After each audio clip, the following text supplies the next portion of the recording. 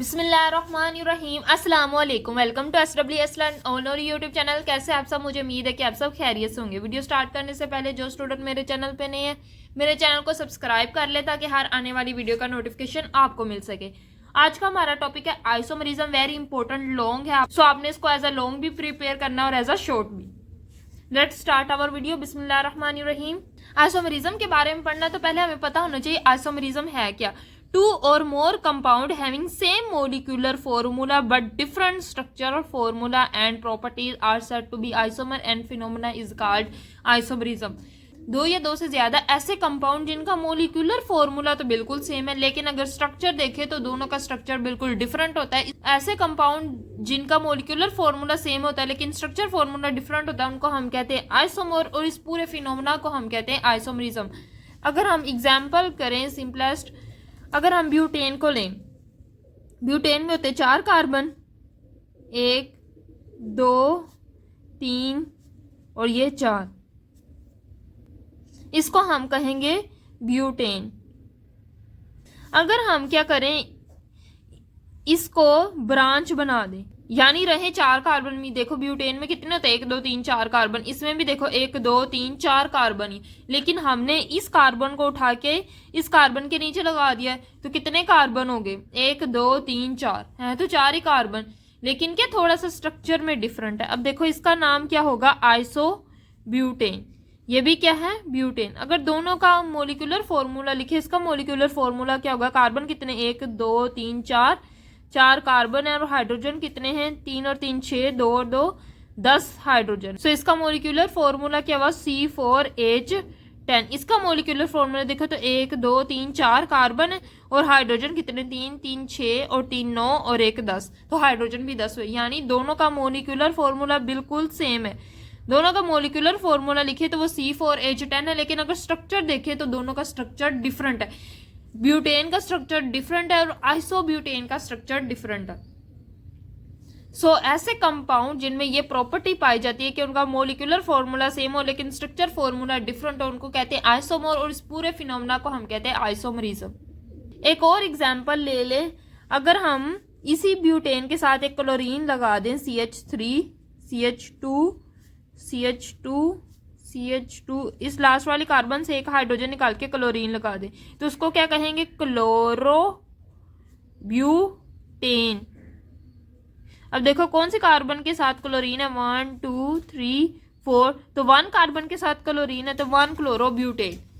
अगर हम क्या करें, किसी और कार्बन के साथ क्लोरीन लगाए, सपोज मैं इस कार्बन के साथ क्लोरीन लगा रही, 1 2 3 4, ये भी तो क्या है, क्लोरोब्यूटेन, लेकिन किस पोजीशन पे क्लोरीन है, 2 पोजीशन पे, तो ये होगा 2 क्लोरोब्यूटेन। इन दोनों का स्ट्रक्चर फॉर्मूला देखें तो डिफरेंट है, लेकिन मोलिकुलर फॉर्मूला देखें तो C4H9 क्लोरीन। दोनों का मोलिकुलर फॉर्मूला यही है, 4 कार्बन है, 9 हाइड्रोजन है और 1 क्लोरीन है। दोनों में मोलिकुलर फॉर्मूला यही है, लेकिन अगर हम देखें तो दोनों का स्ट्रक्चर डिफरेंट है। एक में क्लोरीन पहले कार्बन पे लगा और दूसरे में क्लोरीन सेकंड कार्बन पे लिखा। सो ये ऐसे कंपाउंड जिनका मोलिकुलर फॉर्मूला बिल्कुल सेम है और स्ट्रक्चर फॉर्मूला डिफरेंट है, वो एक दूसरे की क्या है, आइसोमर, और इस पूरे फिनोमेना को हम कहते हैं आइसोमरिज्म। अब हम करते हैं different types of isomerism. Isomerism की 2 मेजर टाइप है, structural isomerism and stereo isomerism. Structural isomerism में एटम्स की अरेंजमेंट डिफरेंट होती है, लेकिन स्टीरियो आइसोमरिज्म में एटम की अरेंजमेंट डिफरेंट नहीं होती। अच्छा, स्ट्रक्चरल आइसोमरिज्म की डिफरेंट टाइप है, chain isomerism, position isomerism, functional group isomerism, metamerism and टोटोमरिज्म।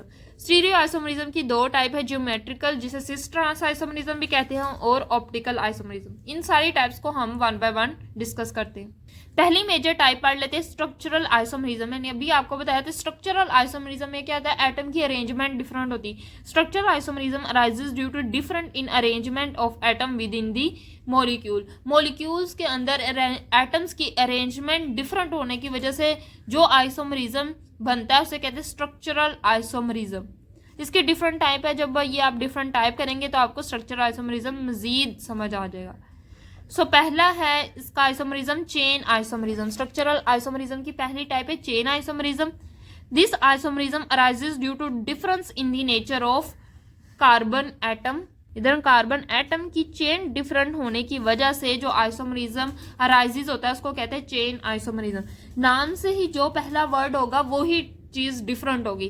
Chain isomerism इसका मतलब चेन डिफरेंट होगी। जैसे अभी हमने ब्यूटेन की बात की तो ये देखो ब्यूटेन में क्या है, ये स्ट्रेट चेन है और ये क्या है, ब्रांच चेन। तो दोनों में चेन डिफरेंट हुई, इसलिए दोनों के अलग अलग स्ट्रक्चर फॉर्मूला आए, लेकिन मोलिकुलर फॉर्मूला क्या है, सेम। तो ये भी हमारे पास एग्जांपल है चेन आइसोमरिज्म। इसमें जो चेन है वो 4 कार्बन की है और इसमें जो चेन है वो 3 कार्बन की है। अगर मजीद एग्जांपल करें चेन आइसोमरिज्म की तो पेंटेन की करते हैं। पेंटेन के 3 चेन आइसोमरिज्म बनते हैं। किस तरह? पेंटेन में होते हैं 5 कार्बन, CH3, CH2, ये हमारे पास है N पेंटेन। 5 कार्बन है तो इसका नाम है N पेंटेन। अब अगर हम क्या करें, एक CH3 को उठा के किसी और कार्बन के नीचे लगा दे तो किस तरह बनेगा, CH3, CH2। अगर मैं क्या करूं, इसको उठा के इस कार्बन के नीचे लगा दूं तो क्या होगा, इसके नीचे लगा दूं तो इस तरह का स्ट्रक्चर बनेगा। इसको कहेंगे आइसोपेंटेन। और अगर मैं मजीद CH3 ग्रुप उठा के इसके साथ लगा दूं, किस तरह, CH3,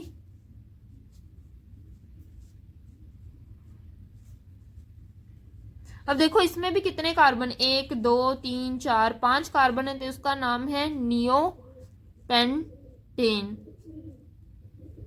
अब देखो है तो सारे ही पेंटेन, ये भी पेंटेन है, ये भी पेंटेन है, ये भी पेंटेन, लेकिन चेन का डिफरेंट है। इसमें जो लॉन्गेस्ट चेन है वो 5 कार्बन की, इसमें जो लॉन्गेस्ट चेन है वो 4 कार्बन की और इसमें जो लॉन्गेस्ट चेन है वो 3 कार्बन की। तो तीनों आइसोमर में क्या डिफरेंस है, चेन का डिफरेंस है। तो ऐसा आइसोमरिज्म जो अराइजेज होता है चेन के डिफरेंट होने की वजह से उसको कहते हैं चेन आइसोमरिज्म। अगर हम इनका आयोपिक नेम करें तो आयोपिक नेम भी डिफरेंट आएगा। ये तो कॉमन नेम है ना, पेंटेन का तो पेंटेन ही होगा, लेकिन इसका देखें तो लॉन्गेस्ट चेन है 4 कार्बन की ब्यूटेन, और अगर नंबरिंग दे तो 1 2 3 4, 2 कार्बन पे है फंक्शनल ग्रुप मिथाइल, 2 कार्बन पे है सब्स्टिट्यूएंट मिथाइल, तो इसका क्या होगा 2 मिथाइल। और लॉन्गेस्ट चेन 4 कार्बन की तो ब्यूटेन, तो इसका नाम होगा 2 मिथाइल ब्यूटेन। इसका देखें तो लॉन्गेस्ट चेन है 3 कार्बन की यानी प्रोपेन, और नंबरिंग दो 1 2 3, तो 2 पोजीशन पे 2 सब्स्टिट्यूएंट लगे हैं यानी 2 di methyl propane. So parent chain यानी कार्बन की चेन ये डिफरेंट है, इसलिए इनका आयोपिक नेम भी डिफरेंट होगा, लेकिन सारे हैं क्या, पेंटेन। सेकेंड टाइप है स्ट्रक्चरल आइसोमरिज्म की position isomerism. This isomerism arises due to different in the position of same functional group on the carbon chain. Position isomerism नाम से ही इंडिकेट हो रहा है पोजीशन का डिफरेंट होगा। सो वो आइसोमरिज्म जिसमें फंक्शनल ग्रुप की पोजीशन डिफरेंट होने की वजह से कार्बन चेन में अराइजेस होते हैं, उन आइसोमरिज्म को हम कहते हैं पोजीशन आइसोमरिज्म। मैं अगर आपको एग्जांपल दूं, क्लोरोप्रोपेन की, तो क्या होगा, CH3, CH2 और एक क्लोरीन लगा दे, 3 कार्बन और 7 क्लोरीन, तो क्लोरोप्रोपेन। अगर मैं इस क्लोरीन को हटा के कार्बन चेन में कहीं और लगा दूं तो क्या होगा, CH3 इधर मैं लगा देती हूं क्लोरीन, तो ये भी क्या है, क्लोरोप्रोपेन। इसकी पोजीशन देखें, अगर नंबरिंग दे 1 2 3, तो 1 कार्बन के साथ क्लोरीन, तो ये 1 क्लोरोप्रोपेन, इधर नंबरिंग दो 1 2, तो दूसरे कार्बन के साथ क्लोरीन तो 2 क्लोरोप्रोपेन। दोनों में क्लोरीन की पोजीशन डिफरेंट है, इस वजह से ये एक दूसरे के आइसोमर है। अगर देखें तो दोनों का मोलिकुलर फॉर्मूला बिल्कुल सेम होगा, लेकिन जो फंक्शनल ग्रुप है जैसे क्लोरीन है, इसकी पोजीशन डिफरेंट है, इसकी वजह से इनको हम कहेंगे पोजीशन आइसोमर। और इस पूरे फिनोमेना को क्या कहेंगे, पोजीशन आइसोमरिज्म। क्या है, the isomerism arises due to different in the position of same functional group. ना याद रखना, इधर भी क्लोरीन की पोजीशन डिफरेंट है तो इधर भी क्लोरीन ही होना चाहिए जिसकी पोजीशन डिफरेंट होनी चाहिए। सेम फंक्शनल ग्रुप की पोजीशन डिफरेंट होने की वजह से जो आइसोमरिज्म अराइजेस होता है उसको कहते हैं पोजीशन आइसोमरिज्म। अगर हम पोजीशन आइसोमरिज्म की मजीद एग्जांपल करें तो क्या होगा, अगर हम ब्यूटीन की एग्जांपल करते हैं जिसमें एक डबल बॉन्ड आता है। अब ये हमारे पास है ब्यूटीन जिसमें डबल बॉन्ड आया है, तो इसको लिखेंगे ब्यूटीन। अब देखो डबल बॉन्ड किस कार्बन के साथ है, नंबरिंग दे 1 2 3 4, तो 1 कार्बन के साथ डबल बॉन्ड है, तो ये 1 ब्यूटीन है। अगर मैं डबल बॉन्ड की पोजीशन चेंज कर दूं,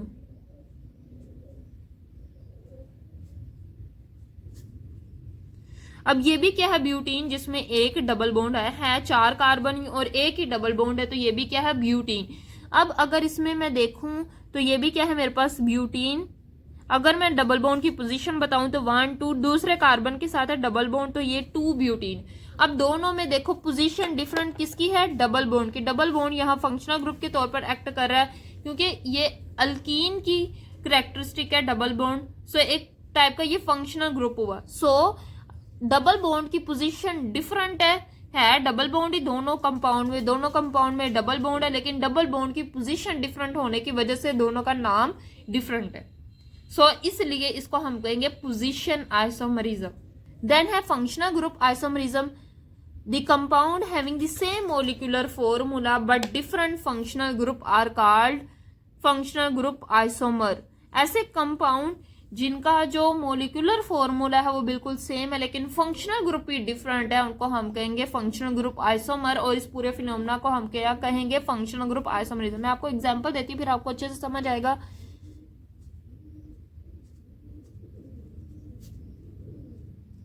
अब ये हमारे पास एक टाइप का कंपाउंड है और इसी तरह का एक और कंपाउंड बनाए तो वो कुछ इस तरह होगा। अब देखें दोनों का मॉलिक्यूलर फॉर्मूला लिखे तो इसमें 2 कार्बन है और 3 हाइड्रोजन, 6 है और 1 ऑक्सीजन। ये इसका मॉलिक्यूलर फॉर्मूला हुआ। इसका मॉलिक्यूलर फॉर्मूला लिखे तो 2 कार्बन, हाइड्रोजन कितने 3 2 5 और 1 6 हाइड्रोजन हो गए 6 और 1 ऑक्सीजन। अब देखो दोनों का मॉलिक्यूलर फॉर्मूला बिल्कुल सेम है। पहली कंडीशन होगी कि मॉलिक्यूलर फॉर्मूला सेम होना चाहिए। अब देखो फंक्शनल ग्रुप डिफरेंट है। इसमें जो फंक्शनल ग्रुप है वो है अल्कोहल। OH आने की वजह से ये क्या है, अल्कोहल। लेकिन इसमें क्या है, कार्बन ऑक्सीजन कार्बन। ये फंक्शनल ग्रुप है, कार्बन ऑक्सीजन कार्बन। सो जहां कार्बन ऑक्सीजन कार्बन आ जाए उसको हम कहते हैं ईथर या इपो ऑक्साइड। सो दोनों क्या फंक्शनल ग्रुप ही डिफरेंट है और मॉलिक्यूलर फॉर्मूला क्या है, बिल्कुल सेम। ऐसे आइसोमर्स को हम कहते हैं फंक्शनल ग्रुप आइसोमर और ऐसे फिनोमेना को हम कहते हैं फंक्शनल ग्रुप आइसोमरिज्म। सो इसका नाम क्या होगा, आपने याद रखना है। ऑक्सीजन की एक साइड पे चेन को आपने नाम देना है, जैसे ये मिथाइल है और 7 ऑक्सीजन तो मिथोक्सी, मिथोक्सी। और उसके साथ क्या लिखा है, मिथाइल ग्रुप तो मिथोक्सी मीथेन। और इसका नाम क्या होगा, 2 कार्बन को कहते हैं इथेन। ई नहीं लिखना, अल्कोहल के वजह से OL आएगा तो इथानोल। दोनों में क्या था, मॉलिक्यूलर फॉर्मूला बिल्कुल सेम था लेकिन अगर हम देखें तो इन दोनों का फंक्शनल ग्रुप बिल्कुल ही डिफरेंट था। ऐसे आइसोमरिज्म को हमने कहा फंक्शनल ग्रुप आइसोमरिज्म। देन है अगला आइसोमरिज्म। 4 टाइप है स्ट्रक्चरल आइसोमरिज्म की, metamerism. This isomerism arises due to unequal distribution of carbon atoms on other side of functional group. Functional group की दोनों साइड पे कार्बन चेन डिफरेंट होने की वजह से जो आइसोमरिज्म अराइजेस होता है उसको कहता है मेटामरिज्म। अब एग्जांपल देते हैं, जैसे दरमियान में ऑक्सीजन है, इस साइड पे CH2 CH3, इस साइड पे भी है CH2 और CH3। अब देखो ये एक टाइप का कंपाउंड है लेकिन इसी तरह का एक कंपाउंड ले लें, सेम फंक्शनल ग्रुप होना चाहिए। और इधर देखो CH3,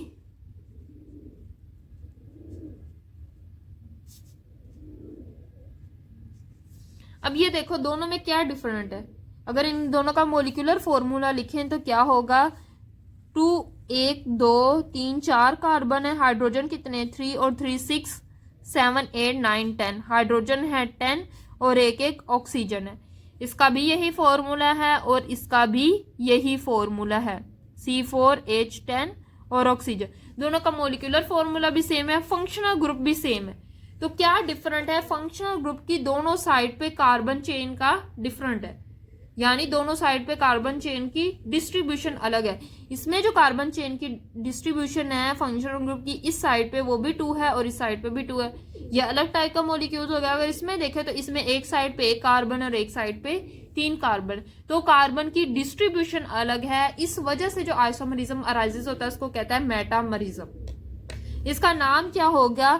2 और 7 ऑक्सीजन, 2 कार्बन वाले को हम कहते हैं इथेन। तो इथेन और 7 ऑक्सीजन आने की वजह से इथोक्सी, इथोक्सी और 7 क्या है? 2 कार्बन, इथोक्सी इथेन। इसका नाम क्या होगा?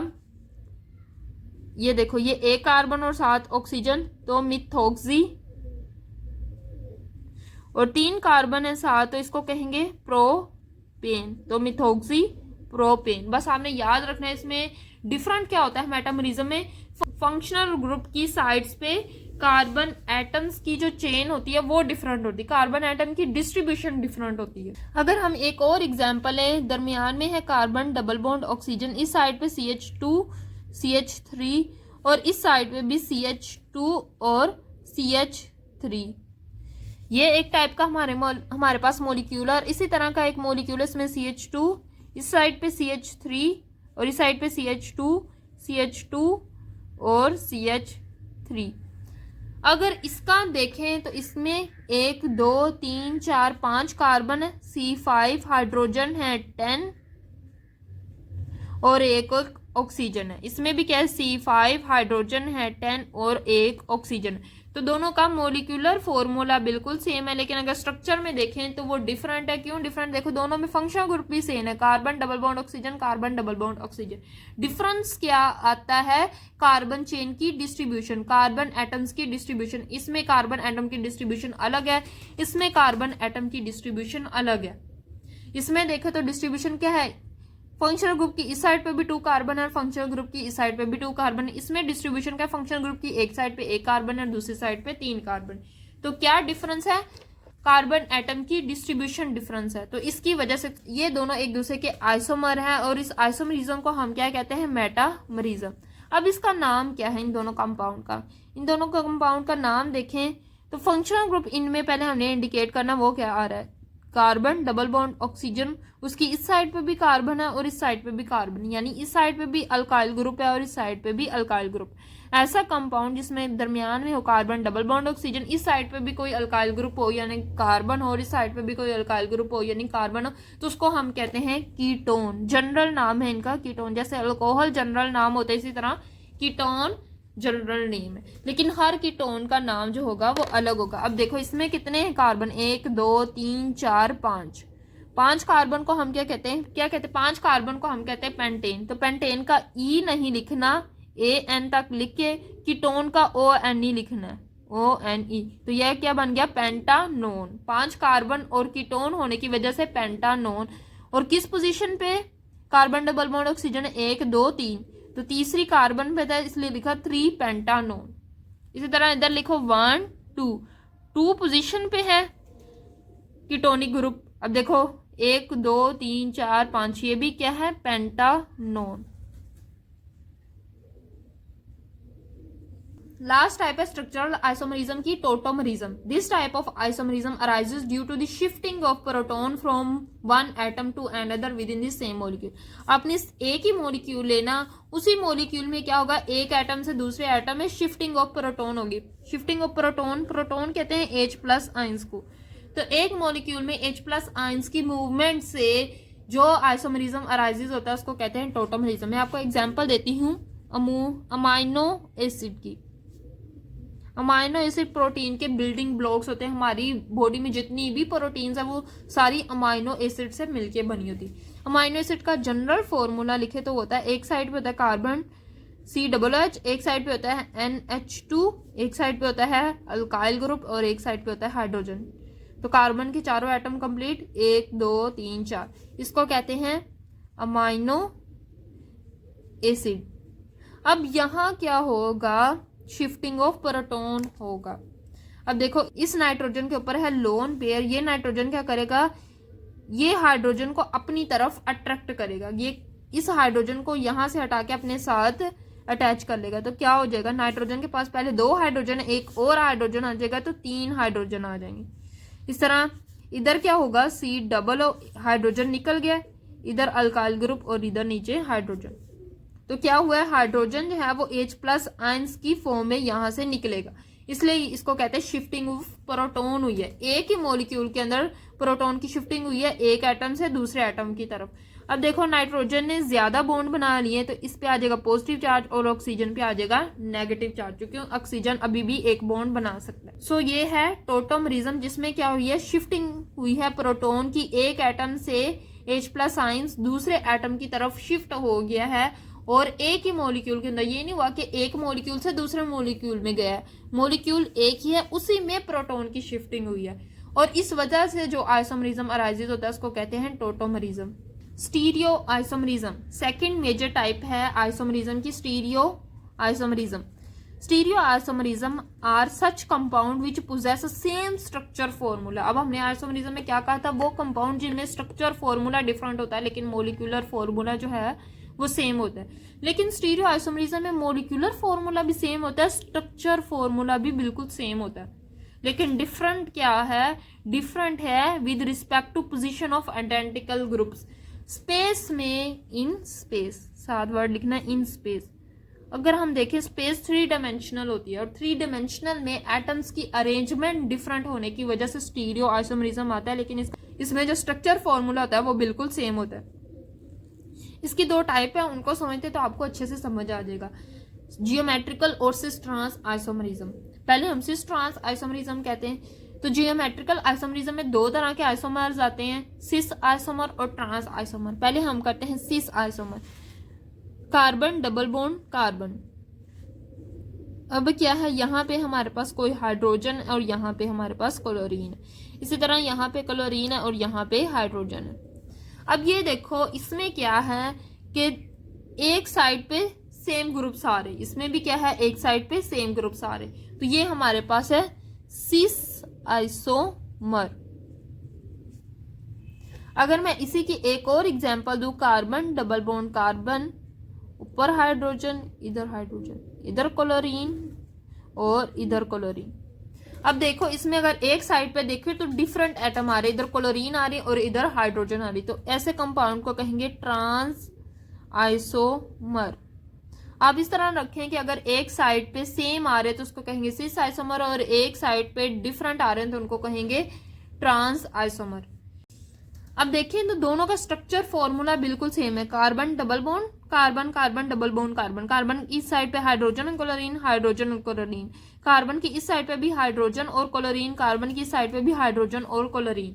तो सेम स्ट्रक्चर फॉर्मूला है लेकिन पोजीशन डिफरेंट है ग्रुप्स की। इसमें क्या है, क्लोरीन ऊपर है लेकिन इसमें क्लोरीन नीचे है और हाइड्रोजन ऊपर है। बाकी सारी साइड सेम है लेकिन यहाँ पे एटम्स की जो ग्रुप्स हैं, फंक्शनल ग्रुप है या इनको आइडेंटिकल ग्रुप्स कह सकते हैं, उनकी पोजीशन डिफरेंट है। अगर सेम साइड पे एक जैसे ग्रुप होंगे तो उनको कहेंगे सिस आइसोमर, और अगर एक साइड पे डिफरेंट ग्रुप्स होंगे उनको कहेंगे ट्रांस आइसोमर। या आप इस तरह भी लिख सकते हैं कि आमने सामने अगर डिफरेंट आ जाएंगे तो उनको कहेंगे सिस आइसोमर, अगर आमने सामने बिल्कुल सेम, इधर भी क्लोरीन और इधर भी क्लोरीन, सेम एटम आ जाएंगे तो उनको कहेंगे ट्रांस आइसोमर। ऑप्टिकल आइसोमरिज्म में क्या होता है, ऑप्टिकल आइसोमरिज्म थोड़ा सा अलग है। इसमें क्या होता है, मिरर होता है दरमियान में,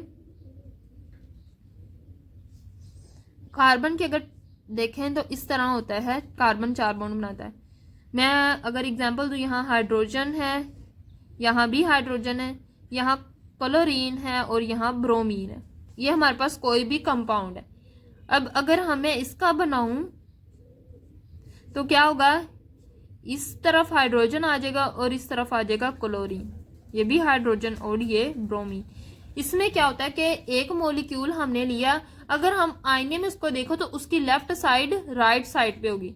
ये देखो ये इस कंपाउंड की लेफ्ट साइड है लेकिन ये इस कंपाउंड की राइट साइड है। तो अगर हम अपने आप को भी आईने में देखें तो हमारी लेफ्ट साइड हमें राइट साइड नजर आती है आईने में और हमारी राइट साइड हमें लेफ्ट साइड नजर आती है। तो बिल्कुल इसी तरह इसमें भी हमें अगर कंपाउंड ले तो मिरर में उसकी लेफ्ट साइड हमें राइट साइड नजर आएगी और उसकी जो राइट साइड है वो हमें लेफ्ट साइड नजर आएगी। तो ये देखो तो बिल्कुल सेम है कि इनका जो स्ट्रक्चर फॉर्मूला वो डिफरेंट नहीं है, बिल्कुल सेम है।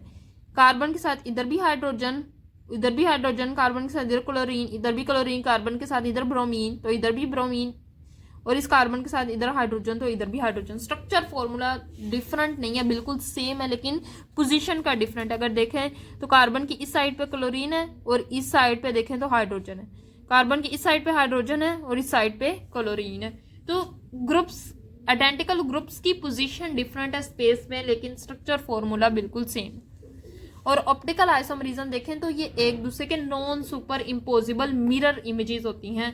कैसे, अगर हम इस कंपाउंड को उठा के इसके ऊपर रखें, इसी तरह इस कंपाउंड को उठा के इसके ऊपर रखें तो हाइड्रोजन क्लोरीन के ऊपर आ जाएगी, तो ये एक दूसरे के ऊपर बिल्कुल फिट नहीं आएंगे। फिट तब आएंगे जब हाइड्रोजन के ऊपर हाइड्रोजन, इधर भी हाइड्रोजन के ऊपर हाइड्रोजन, ब्रोमीन के ऊपर ब्रोमीन और क्लोरीन के ऊपर क्लोरीन।